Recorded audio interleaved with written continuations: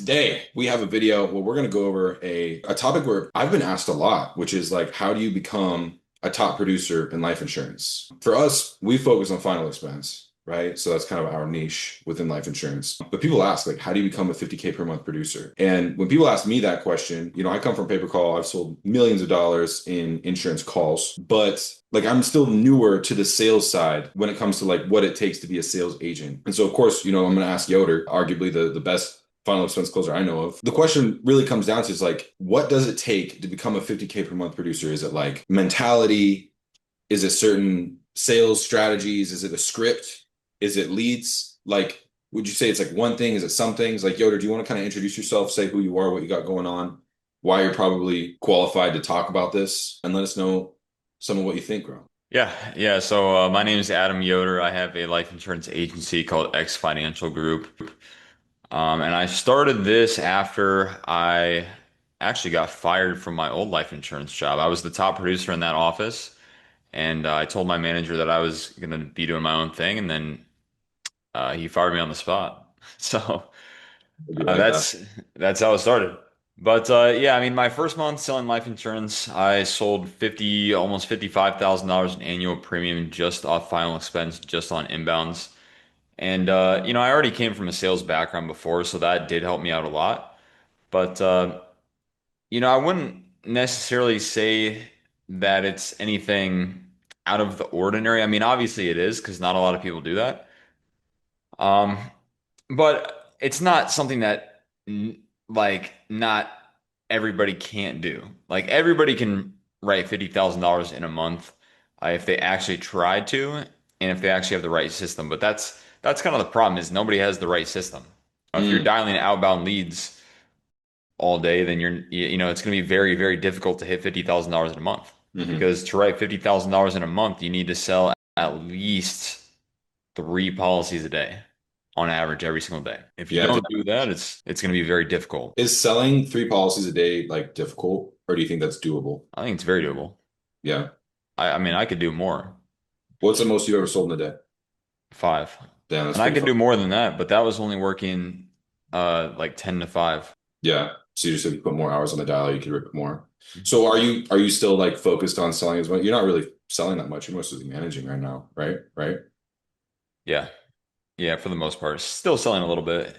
Like if we test out a new traffic source or we test out new leads, and I'll get on the phone. But and then there's sometimes where I will second voice a call for an agent if they need extra help closing that policy or whatever it is. So I still do sell. But Yeah. yeah, I've mostly been focused on growing the team here the last about month and a half or Got so. it. So you said the systems is what is required for you to hit the $50,000 a month. So what does that mean to you? Because like, you may say, oh, you just gotta have the right systems, but I'm sure if you say, oh, it's very doable to hit 50K a month, people have been doing it for 2, 3, 4 years and they haven't hit 50K a month. They're going fucking 50 stacks a month. That's a lot. So like what would you say to people if they're gonna ask you like what kind of systems would you recommend? Unless that's like too much of the sauce that you don't want to give it all. Yeah, I mean, I'll go into as much detail as I feel comfortable for. So when I say systems, first of all, what I mean is a good lead generation system. You need to have a way to predictably get leads from people that are interested and qualified in life insurance. That's the biggest thing. Most people's biggest problem is that they can't get enough leads that are interested or qualified. Or if they can, they don't have any predictable way to get them on the phone and speak to them. They have to either rely on outbound referrals, things like that. I've only sold on inbounds, and that's it, because I think that's the best lead source. Because it brings in clients that already know what the product is. They already have a good idea about, what they're getting into, and it's high trust and it's high intent Yeah. and it's on tap. When you have a good inbound system working, it's like you're just turning on a faucet and then money's coming in. Yeah. So number one is you need a good lead generation system. That's bare minimum. Number two is you need a good sales system. I have a script, obviously, that I've used for a very, very long time, and I've tweaked it a little bit here and there, but for the most part, I use the same script every single phone call, and I've got it memorized. I mean, I could say that in my sleep at this point, Yeah. or backwards, or in Spanish, or whatever. Like I've read the script so many times. I know exactly how every little word should be said, how each question should be asked. Think about it like this. If you were running an e-commerce product, you wouldn't run one ad to multiple different landing pages. You run the ads to one landing page and then optimize that landing page. The script is your landing page. So you got to make sure that you have a good foundation to work based off of, and that's the script. Now, as far as sales go, obviously, even if you just follow the script, obviously not everybody's going to close. There's still a finesse that you need to put in your sales system. And the first part of that is having a good discovery because final expense is a very emotional product. Life insurance is a very emotional product because the people that we speak to are people that are doing this for a very emotional, intimate reason.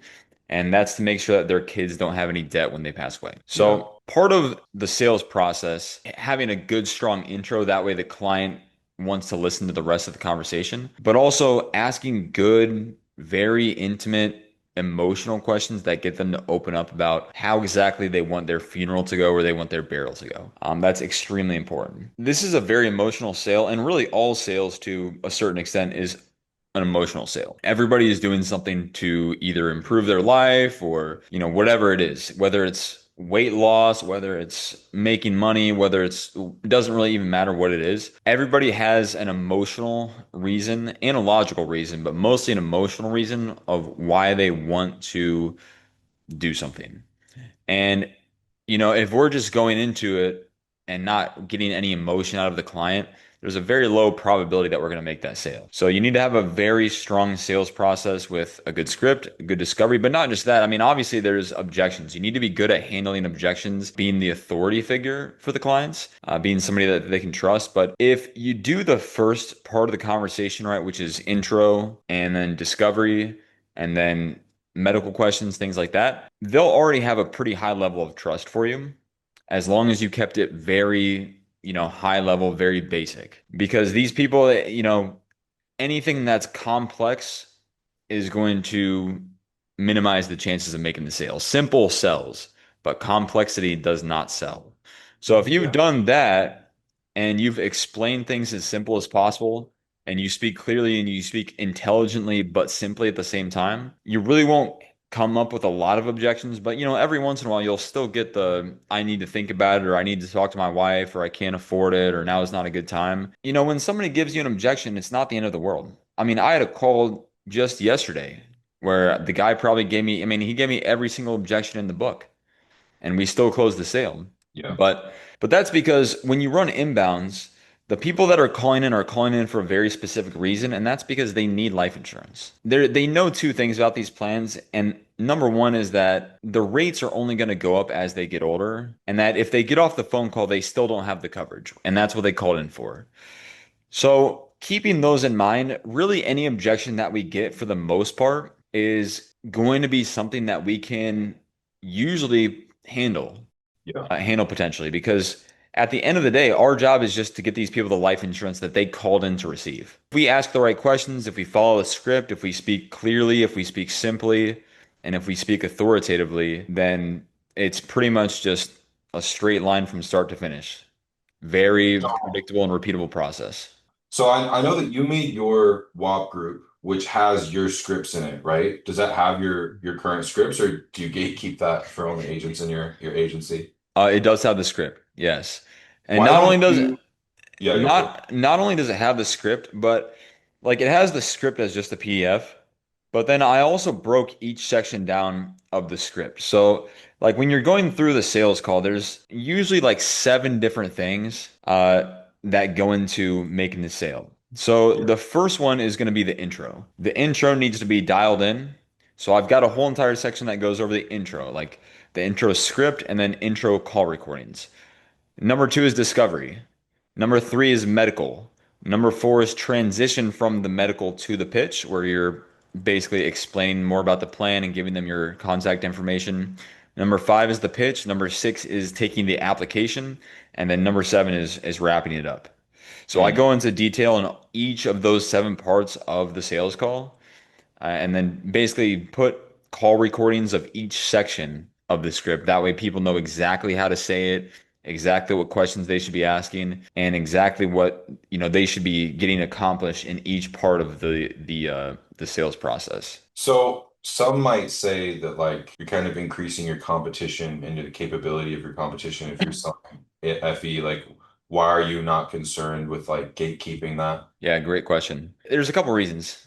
Number one is because obviously I'm trying to grow my agency and I want to give as much quality content as possible. That way people see me as the authority and want to come partner with my agency. That's number Yeah. one. Number two is, obviously the sales is like the biggest differentiator. And there's still plenty of things that I keep under wraps that I don't tell everybody because, we've got competitive advantages in other places that aren't just the sales script or aren't just like on the sales call. Yeah. Some of that stuff is probably better for me to gatekeep a little bit, but the actual sales script itself, at the end of the day, it's just words, Yeah. and anybody can come up with a script. But those are the two main reasons. So, I've got other things that I can gatekeep, so I don't really feel any sort of way about giving the sales script to people. We were just primarily talking about the script, and I was just wondering if you felt like you would be concerned about gatekeeping that or if you just didn't really give a shit. But it sounds like you're not too worried about it because you'd rather just like provide value. And then for the people that want to take it Yeah, seriously and tap into what you got going on, they can just work with XFG, right? 100%. Yeah. Yeah. Yeah. No, that's fire. So what's your goal with XFG? So the goal is to have as many agents selling final expense as we can. But not just having a high number of agents selling, because at the end of the day, just because somebody's part of your agency and they're getting on the phone doesn't mean that they're actually selling policies. My goal Yeah. is to have people that are dogs, that are actively producing and putting Yeah. up numbers that they've never hit before in their life, and they're making more money than they've ever made before in their life as well. Would you say that if somebody comes and sells with you, they're going to make more money than if they go and sell for another life insurance agency? Yeah. Really? Why? Undisputably. Well, because we are one of the only life insurance agencies that runs on inbounds. So that's number one. I mean, just switching over from cold calling or calling form fills or web submits or those type of leads, somebody is going to see their production at least double switching to inbounds. Yeah. I had a guy that just came on board actually, and he was at another agency last month, and he wrote, I believe, like $5,000 in premium. I mean, just this week alone, he already wrote $6,000 in premium. Yeah. So, he just quadrupled his income just by switching over to inbounds. Still a lot of work that we need to do on the sales side of that too. So I think that we can take it even higher than that.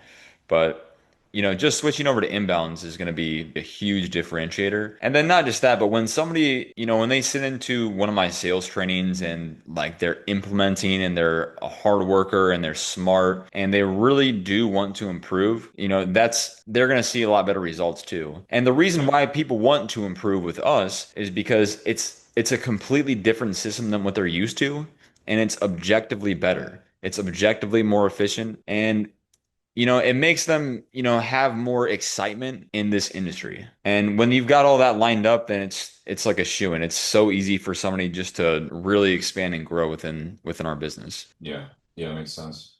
So, okay. So one of the things that you're saying that it takes to get to crack a 50K system is so the leads, the script, and then is there any other thing like if you maybe had like a top three or maybe there's like more than three things, I don't fucking know. But you know what I mean? Like what would you say like somebody walks up to you, they're like, Yoder, I just started selling final expense. What do I do? What do I got to do to put 50K up on the board this month? Like what do I got to do? What would you say to them? Yeah.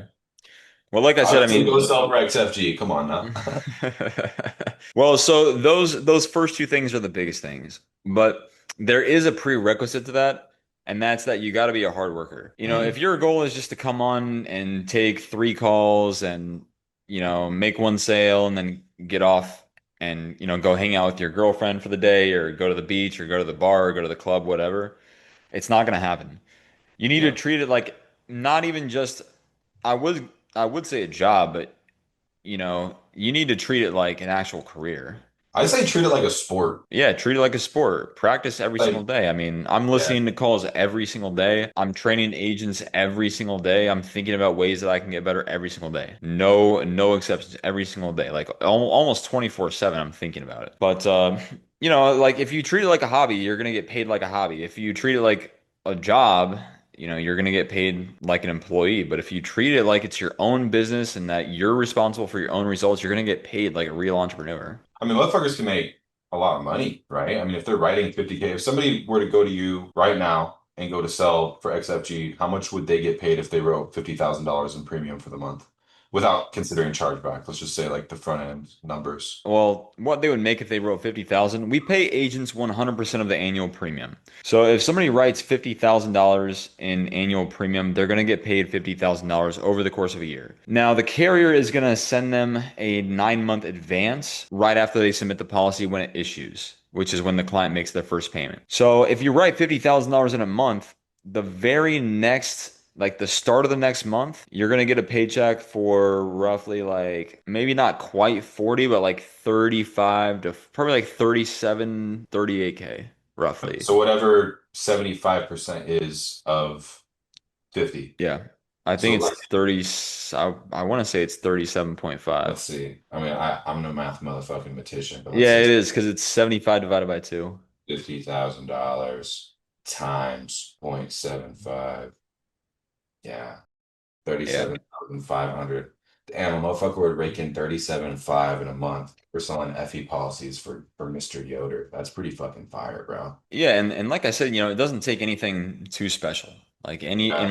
in my eyes, anybody can do it. If you come in with absolutely zero experience, it's probably a higher likelihood that you're going to do it because then, you're operating from a blank slate. There's a lot of Yeah. salespeople that just have bad habits and they have learned one thing in a different company and then they try to apply it to this. And like when you're starting with a blank slate, it's so easy to train somebody just to like do exactly what they need to do. Yeah. Yeah. I feel you. Okay. So you think starting fresh, like damn near you have almost an advantage? Yeah, 100%. I mean, I only got into insurance when I was like 26, but if I would have got into it when I was 18, bro, Yeah, no, would that's have what I been said. So would have been crazy right now. yeah, I kind of wish I was in on the sales side instead of the lead side. But it's funny because everybody that's in the sales side always says, "Oh man, I wish I just sold leads. Wish I sold leads." And it's like, you saw what we had to do today, what we had to fucking deal with. It has its own problems you got to fucking deal with. God knows. I mean, the grass is greener where you water it. There's a Yeah. lot of people that are in sales that want to go to leads, a lot of people that are in leads that want to go to sales, but wherever you put your focus on is where you're gonna succeed at. Yeah. So I know you mentioned a little bit earlier talking about inbound calls versus lead forms. So when I think about like lead generation, I think, okay, so we got basic like Facebook lead forms, no matter if it's in Facebook or you drive traffic to a landing page and then the landing page produces the lead. It's like a real time, either web form or real time opt-in. Then you got appointments that people are booking. So people are booking appointments. I think right now the big thing is driving traffic to an in Facebook Messenger ad. And then they're just like having a couple questions and they're booking the appointment there. So there's appointments. And then there's the live transfers where the call centers are outbound dialing on data and then getting people interested and then transferring them over. And then finally, again, from my perspective, maybe there's other lead types I don't even know about. But then there's the inbound calls that you guys run for and that we run for XFG. Which lead type do you think is the best? Is there a best, or is it just kind of like depends on your situation? If you have more money or less money, or more experience or less experience, like what would you say? So, great question. And I'm a good person to ask about this because number one, I'm extremely analytical. But number two, I've taken almost every type of lead that you can think of. I mean, inbounds, transfers, form fills, data leads. I mean, heck, I've even bought leads of people that call in off of like TV ads, like infomercials, or even like Yeah, if you see like an ad on a bus stop. Like I've bought those kind of ads before yeah, to get people to call in. And I've tried almost every type of lead, and the one that I will always prefer is inbounds. Like I said, the number one reason is because inbounds are the most efficient. You talk to the most amount of people that are qualified and interested. That's number one. But number two, inbounds is a lot more of a high trust, high intent process. With really. inbounds, the people are, yeah, 100%.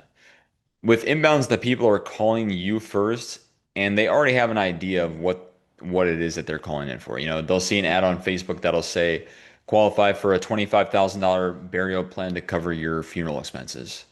And, they click on the ad, they go through a basic questionnaire that just pre-qualifies them basically, asks them if they're over the age of 50, if they have an active checkings or savings, if they have any medical issues sometimes, and then they call in.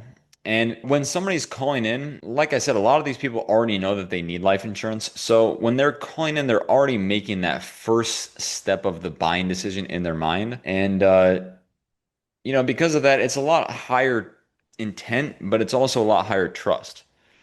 The whole entire process of selling final expense, like people think that it's you need all these sales skills or you need to overcome objections or say this one line. It's not really that. It's more about just getting on the same level of trust with the client, getting them to open up emotionally about what it is that they're calling in for, the burial expenses, and then just making the process as easy as possible for them.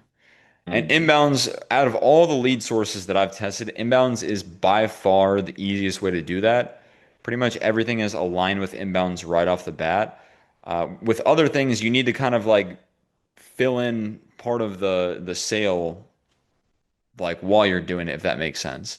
Like with data leads, there's almost no trust. Yeah. And so you have to like really work on building the trust.